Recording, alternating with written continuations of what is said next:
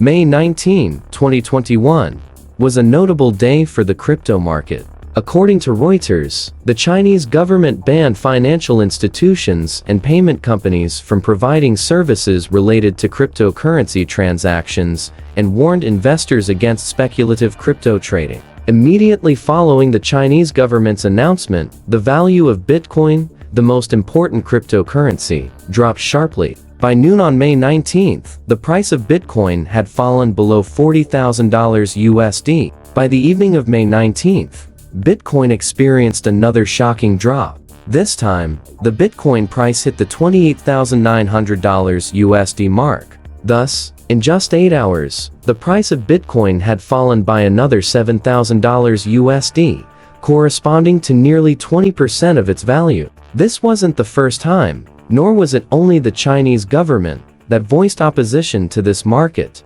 The U.S. Securities and Exchange Commission (SEC) has also had direct confrontations with major projects like Ripplex, XRP, Uniswap, Coinbase, and even Changpeng Zhao Aka CZ, the founder of the Binance exchange, who has faced imprisonment. So, it seems evident that governments and crypto proponents are always on opposite sides of the battle line. January 11, 2024, though not the new year, felt like New Year's Eve for Bitcoin, crypto, and its supporters. The Bitcoin Spot ETF was officially approved by the U.S. Securities and Exchange Commission (SEC), allowing investors to buy Bitcoin directly on stock exchanges in the United States. In other words, this event is akin to a certificate of recognition, acknowledging Bitcoin as a legal and officially accepted asset in one of the world's largest financial markets. The Bitcoin Spot ETF was something everyone hoped would happen, but no one expected it to arrive so soon. So, it turns out the US government, or governments worldwide more broadly, might not be so angry with crypto and Bitcoin after all. Perhaps they even love it. Why? You'll understand clearly after watching this entire video. Don't forget to like, share, and subscribe to the pifromus channel right away so you don't miss in-depth analysis videos about currency, cryptocurrency, and the Pi network. Real-world analyses you won't find anywhere else. Crypto and government. Two paths, one destination. It's not by chance that many people have cemented the idea that government and crypto cannot be in the same boat. This idea stems from a few common and well-founded reasons. First, the most obvious point is that crypto is chaotic and difficult to control. This is a completely new market, operating online and unbounded by geographical borders or time. This makes management extremely challenging for any government. Regulatory agencies face a financial system unlike anything they've known before, making them feel insecure about their ability to maintain control. $100 billion laundered through cryptocurrencies from 2019 to date.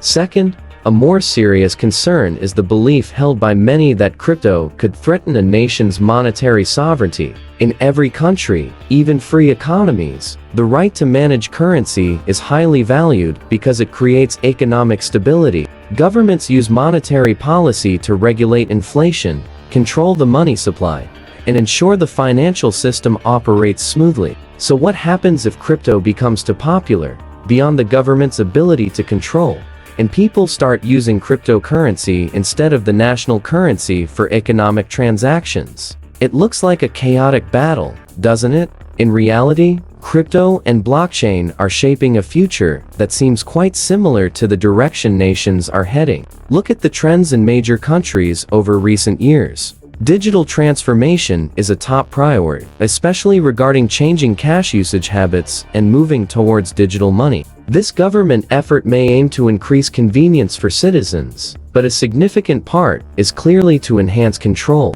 Crypto, fundamentally, shares this purpose. It's built on blockchain technology, where the data of every transaction is public and immutable. Isn't this precisely what governments desire?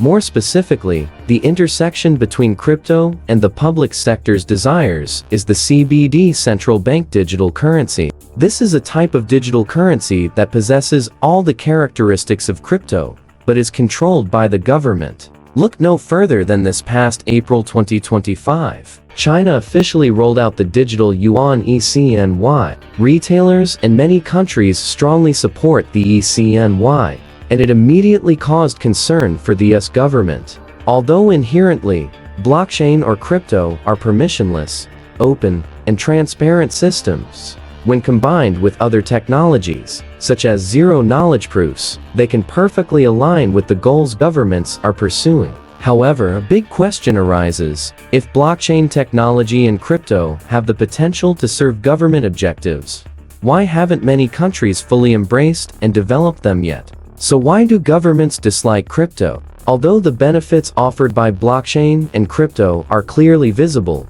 the core issue is that the conditions for nations to truly leverage these benefits do not yet exist. In other words, Bitcoin and crypto are products posing a significant challenge to national legal systems, leaving them perplexed about management and control. This leads many governments to temporarily halt or even ban the use of crypto to limit potential, unforeseen negative impacts. In fact, policymakers in the United States still view the cryptocurrency market through the lens of securities law. Current securities regulations were primarily established in the 1930s, long before the advent of modern information technology. These regulations were designed to protect investors from risks arising from lack of transparency and information asymmetry. For example, with shares of a company like Apple, there's a group within the company, including management, who have access to critical information that could affect the stock price, which ordinary investors do not.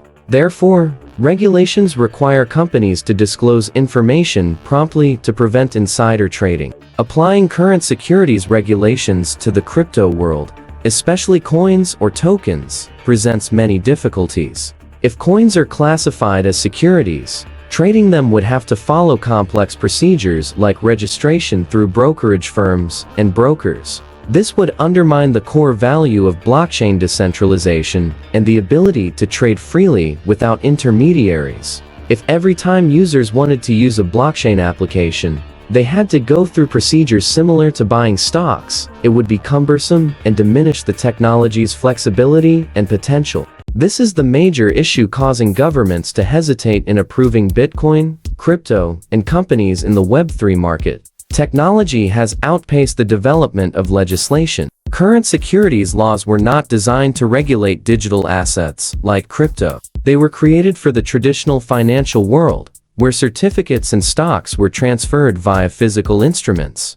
Blockchain, conversely, is a purely digital product, demanding a seamless and rapid user experience. If faced with heavy regulatory hurdles, blockchain's potential would be severely limited. Furthermore, determining whether crypto is a commodity or a security is also a major challenge. While Bitcoin is considered a commodity because it has achieved full decentralization, many new blockchain projects have not yet reached this level, including Pi Network. It will still take some time for Pi Network to truly achieve decentralization. Current rules are unclear about when a project is considered sufficiently decentralized to not be deemed a security. This creates a legal gray area, causing headaches for blockchain developers trying to comply with the law while maintaining the system's decentralized nature. Therefore, to promptly bridge the gap between technology and law, governments, especially in large countries, often choose to limit the pace of technological development by imposing restrictions or bans.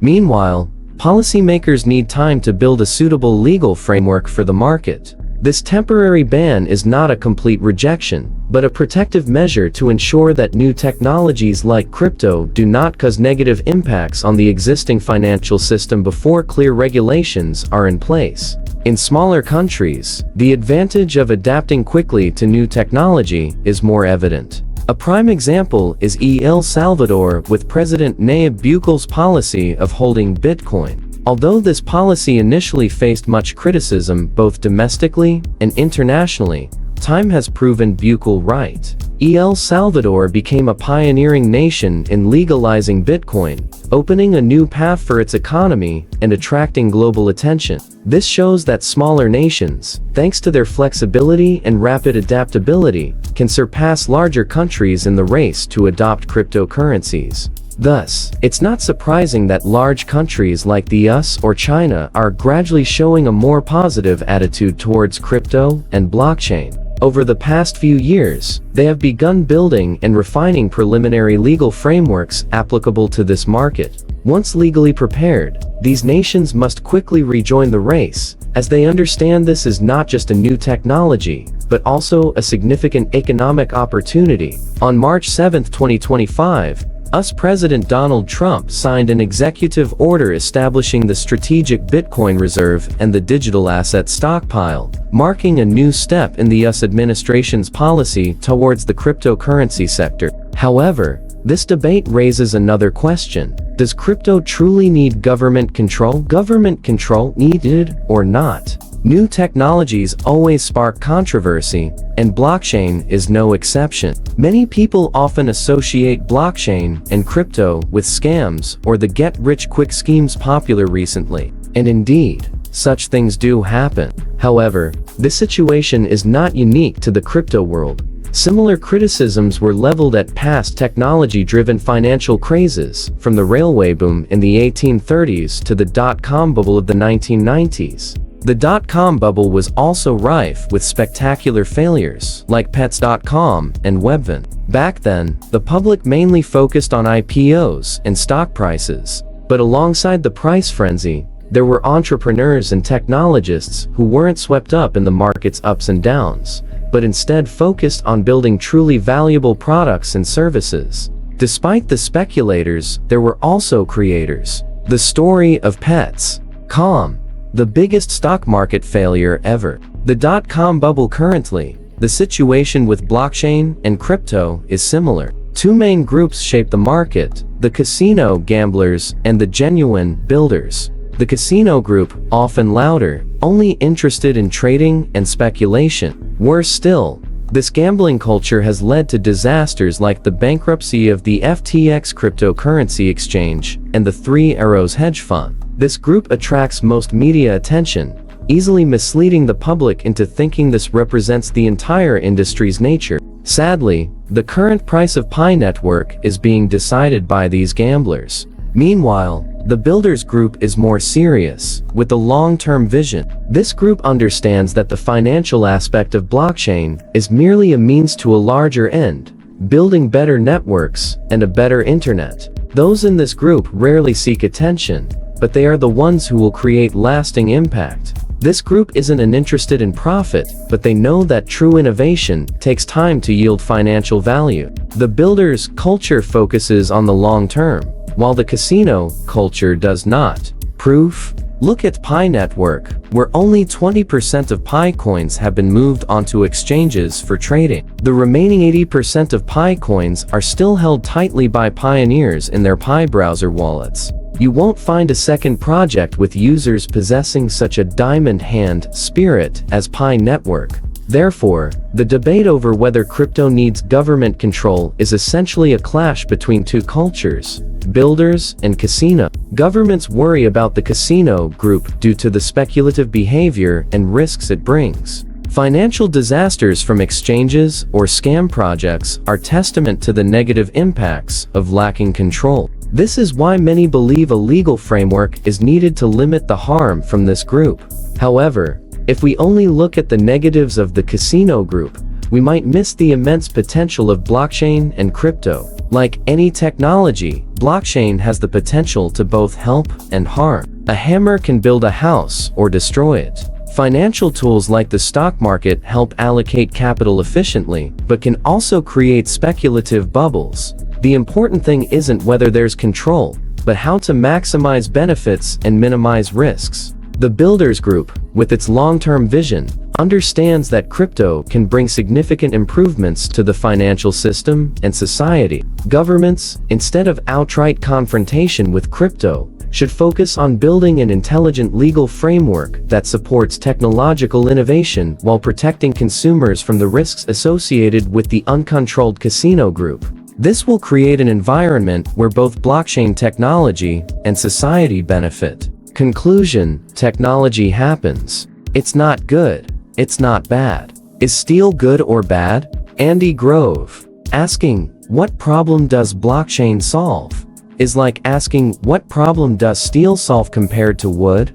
You can build buildings or railways with both, but steel enabled taller buildings, more robust railways, and more ambitious public works as the Industrial Revolution began. Similarly, blockchain can deliver fairer, more sustainable, and more resilient networks compared to today's traditional networks. The future of crypto and the vast potential applications of blockchain are not apparent to everyone, especially when most people remain focused on price charts and short-term fluctuations. But that doesn't mean this future doesn't exist or lacks value. Just as steel transformed the world's infrastructure, blockchain could do the same for the global financial and social systems.